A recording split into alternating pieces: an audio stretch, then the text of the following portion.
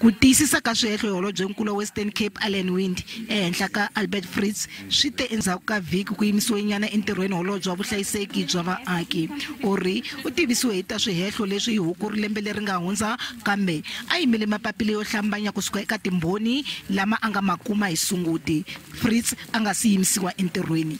Komishini ya ku ringanana ka rimbewu hi nkarhi wa kona yi te ku thoriwa ka advocate Jennifer Williams ku rhangela vulavisisi swi komba kahle leswaku Western Cape yi tekela enhlokweni madzolonga ya rimbewu. ANC va tsandzekile ku Winde aya mahlweni ka komiti.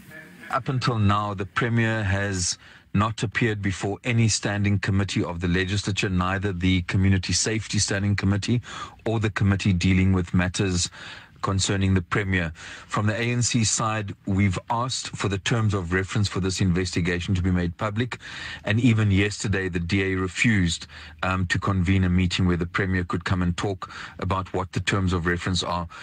Xirho DA eParliament ya Western Cape tlhelo mutshama xitulu wa komiti ya vuhlayiseki bya vaakatiko Regan Allen uri ku ta va na nhlengeletano ya xihatla tanihi leswi se holobye a nga kuma xiviko xa vulavisisi.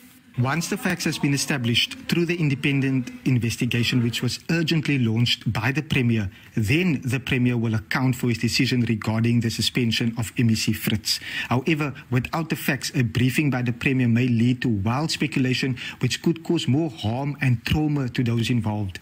Hofisi ya Winde yi langutele xiviko ni ku va na nhlengeletano na advocate Jennifer Williams ku nga ri khale.